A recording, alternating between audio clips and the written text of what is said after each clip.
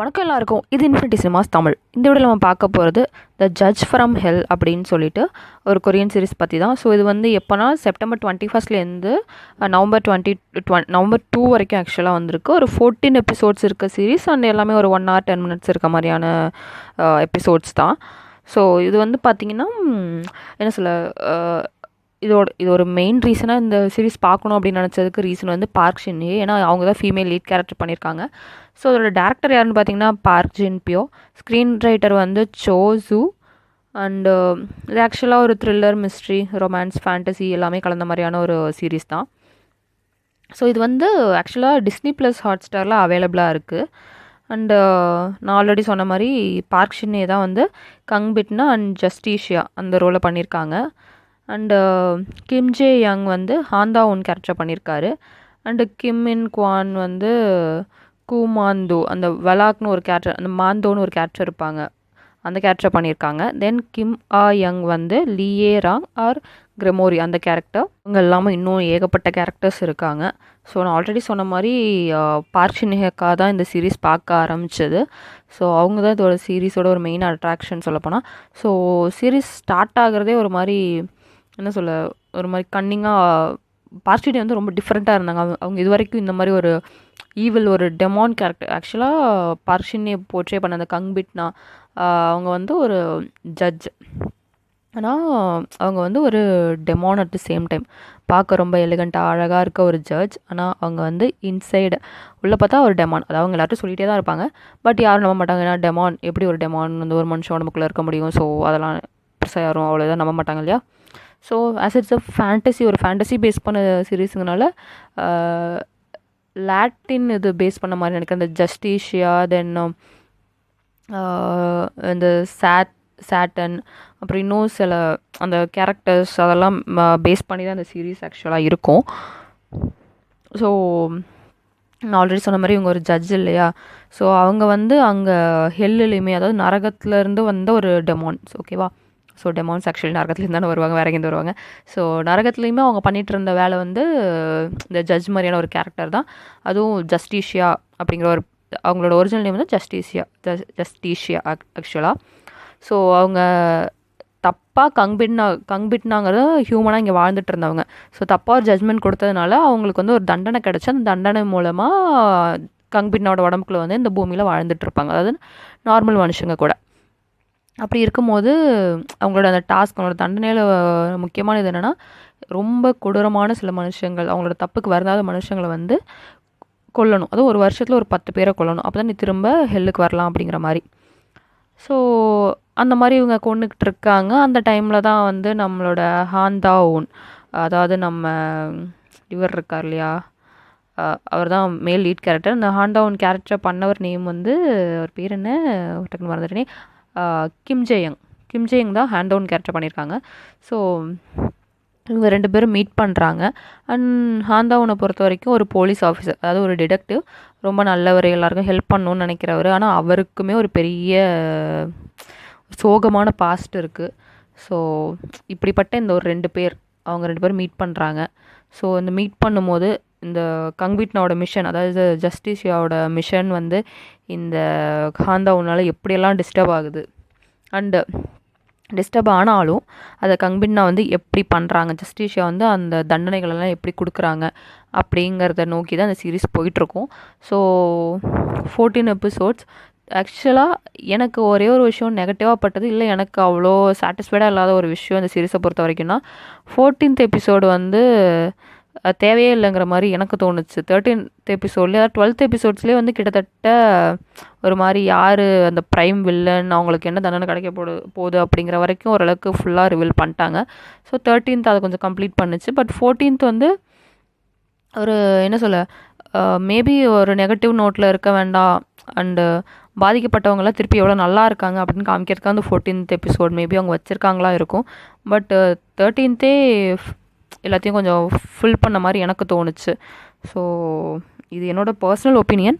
மற்றபடி நான் ஏன் இது ஒரு விஷயம் நெகட்டிவ்னு இப்போயே சொல்லிட்டேன்னா, அதுக்கப்புறம் எனக்கு இன்னும் நெகட்டிவான்னு சொல்கிறதுக்கு இந்த சீரீஸில் எதுவுமே இல்லை. ஸோ எல்லாமே பாசிட்டிவாக தான் இருந்துச்சு.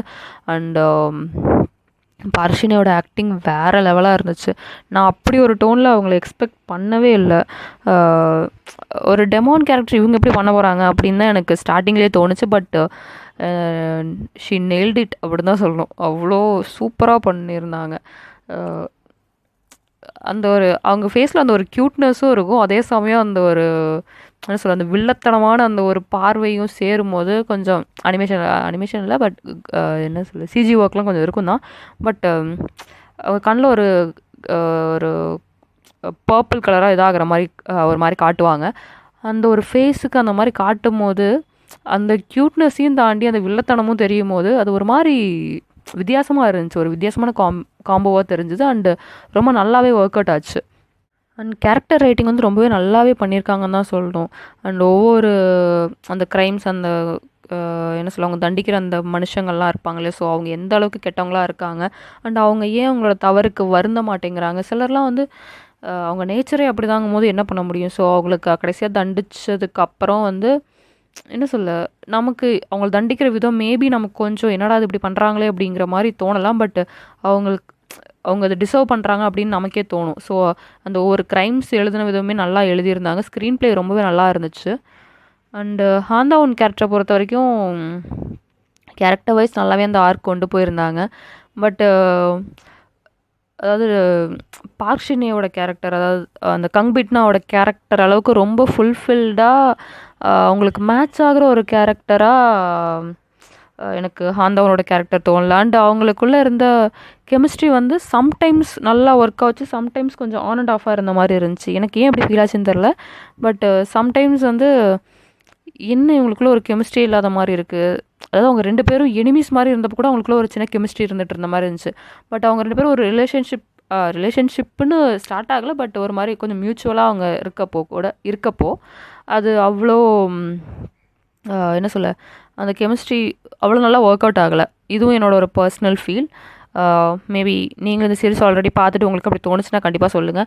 அண்டு ஹாந்தாவுன் வந்து கடைசியில் ஒரு என்ன சொல்ல ஒரு 6 எபிசோடோ இல்லை ஒரு 5 எபிசோடுக்கு மேலேயோ ஹேர் ஸ்டைலை மாற்றிடுவார். நல்லாவே இல்லை. என்ன சொல்ல அப்படி இருக்கும்போது இதுலேயுமே அந்த ஸ்டார்டிங்லலாம் ரொம்ப நல்லா இருந்தார். பட் ஹேர் ஸ்டைல் மாற்றினதுக்கப்புறம் எனக்கு ஏதோ ஒர்க் அவுட் ஆகலை. எனக்கு அந்த கேரக்டர் அந்த முகமே ஒரு எமோஷனே இல்லாத மாதிரி தோணிருச்சு அந்த முகத்தை பார்க்கும்போது அந்த ஹேர் ஸ்டைல் மாற்றினதுக்கப்புறம். இது பர்சனலாக எனக்கு ஃபீல் ஆச்சு. அண்ட் ஹேந்தாவோட அந்த ஹேர் ஸ்டைல் வந்து எனக்கு சுத்தமாக ஒர்க் அவுட் ஆகலை இந்த சீரீஸ் பொறுத்த வரைக்கும். ஆக்சுவலி நெகட்டிவ் இல்லைன்னு இது ஒரு நெகட்டிவ் சொல்லிட்டேன் இல்லையா. ஸோ இது எனக்கு பர்சனலாக பிடிக்கல, ஒர்க் அவுட் ஆகலை எனக்கு. அண்டு ஓவரால் சீரீஸ் வந்து ரொம்பவே நல்லா இருந்துச்சு. வெரி நீட் அண்ட் குட் அப்படின்னு தான் சொல்லணும். அண்டு ஆக்சுவலாக ஆக்ஷன் கொஞ்சம் இருக்கும். பட் அந்த மிஸ்ட்ரி த்ரில்லர் அந்த ஃபேண்டசி எலிமெண்ட்ஸ் எல்லாமே ரொம்ப நீட்டாக தேவையான அளவுக்கு ஆட் பண்ணி கொண்டு போன மாதிரி தான் தெரிஞ்சுது. அந்த க்ரைம்ஸ்லாம் நடக்கிறப்போ அவங்க என்ன சொல்ல அதாவது க்ரைம்ஸ் நடக்கும் போதும் சரி, அந்த க்ரைம்ஸ்க்கு இவங்க அதாவது தண்டனை கொடுக்கும் போதும் சரி, ப்ராப்பராக கன்வின்சிங்காக இருந்துச்சு. ஃபேண்டசிங்கிறதுக்காக ரொம்ப ஃபேண்டசியாகவும் இல்லை, சரி கொஞ்சம் வளர்றேன். எதுவுமே ரொம்ப எக்ஸ்ட்ரீமாக தோணலை, எல்லாமே ஓரளவுக்கு அக்செப்டபுளாக தோணுச்சு. அண்டு அந்த வில்லன் கேரக்டர் வந்து கடைசி வரைக்கும் மீன்ஸ் ஒரு 10 எபிசோட்ஸ் வரைக்கும், 10ன்னு சொல்ல முடியாது, ஒரு 8-9 எபிசோட்ஸ் வரைக்குமே இவங்க தான் அப்படின்னு அந்த ஒரு நம்மளால் ஒரு முடிவுக்கு வர முடியாமல் அந்த ஒரு சஸ்பென்ஸை கேரி பண்ணிட்டு போன விதமும் நல்லா இருந்துச்சு. ஸோ ஒரு ஃபீல் குட்டுன்னு கண்டிப்பாக சொல்ல முடியாது. ஏன்னா நம்ம மனசு கஷ்டப்படுத்துகிற மாதிரி சில இன்சிடென்ட்ஸ் இருக்கும். ஏன் இவங்களுக்குலாம் அப்படி நடக்குது, ஏன் இப்படிலாம் நடக்கணுமா, ஏன் இவங்களாம் அதில் கோத்ரூ பண்ணணும் அப்படின்னு கண்டிப்பாக நமக்கு இதாகும். ஸோ பட் ஒரு நல்ல ஆக்ஷன் த்ரில்லர் அண்டு பார்க்ஷினே உங்களுக்கு ரொம்ப பிடிக்கும், அவங்களோட க்யூட்னஸ் அண்ட் வில்லத்தனத்தையும் இதில் சேர்த்து பார்க்கணுன்னு நினச்சிங்கன்னா கண்டிப்பாக அந்த சீரிஸ் உங்களுக்கு ஒர்க் அவுட் ஆகும். ரொம்பவே நல்லா இருந்துச்சு, இன்ட்ரெஸ்டிங்காக இருந்துச்சு. ஸோ 13th எபிசோடு வரைக்கும் எனக்கு ரொம்பவே இன்ட்ரெஸ்டிங்காக இருந்துச்சு. 14th எபிசோட் சும்மா ஒரு சப்பக்கட்டு கட்டி வச்ச மாதிரி, ஒரு எபிசோட் வைக்கணுமேனு வச்ச மாதிரியான ஒரு எபிசோடாக தான் எனக்கு இருந்துச்சு. ஸோ உங்களுக்கும் இப்படி தான் தோணுச்சு அப்படின்னா கண்டிப்பாக அதை பற்றி சொல்லுங்கள். அண்டு ஓஎஸ்டியும் ஆக்சுவலாக இதில் நல்லா இருந்துச்சு.